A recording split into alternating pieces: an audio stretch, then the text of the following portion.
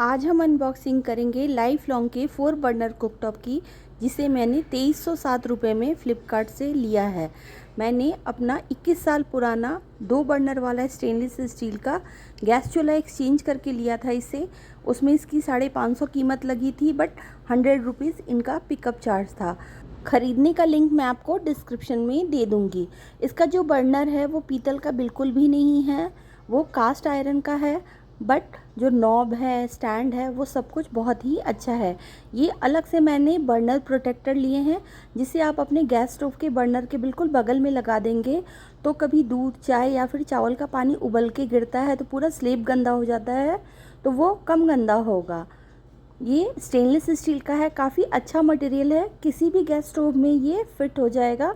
मैं एक्चुअली में प्लेट वाले डिज़ाइन का ढूंढ रही थी, बट नहीं मिला। ये एक गैस स्टोव है जो मैंने 3 साल पहले कोविड के टाइम पे लिया था। मैं इसकी कहानी बाद में बताऊंगी।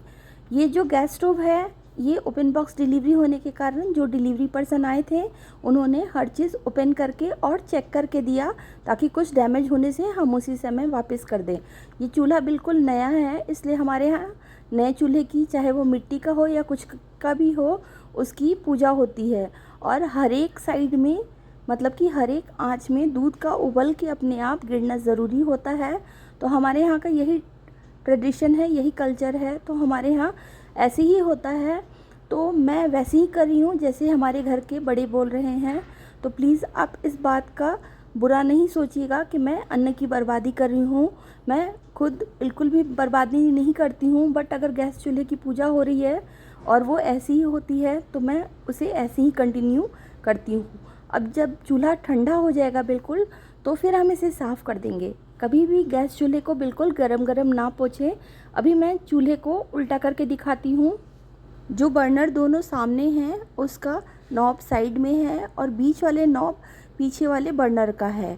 जो गैस की पाइप होती है ये पीछे में लगेगी आपको, और ये रोटेट हो जाती है। तो आप चाहे सिलेंडर अपने सहूलियत के हिसाब से लेफ़्ट या राइट कैसे भी लगा सकते हैं।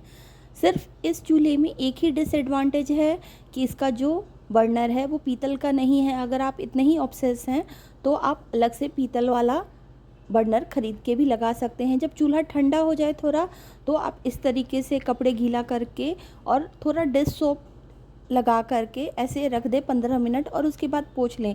ज़्यादा चूल्हे को किसी भी हार्श चीज़ से रगड़ना नहीं चाहिए।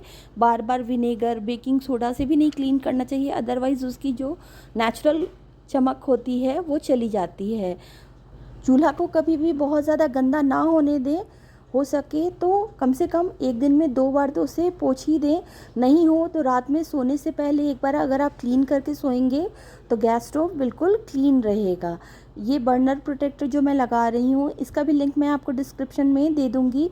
मैंने आपको पहले जो ग्रीन शेफ़ का 2 बर्नर वाला कुकटॉप दिखाया था, जब हम कोविड के टाइम पे आए थे तो एक्चुअली में हमारा सामान नहीं आ पाया था, तो हमें यहाँ पर नया चूल्हा लेना पड़ा था।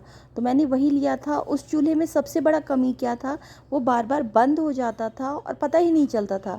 तो मैं ऑन कर लेती थी, काम चल रहा था, बट ठंड में मुझे बहुत ज़्यादा कफ़ कोल्ड हो गया था। तो जैसे ही मैंने लाइटर जलाया तो मैं काफ़ी झुलस गई थी।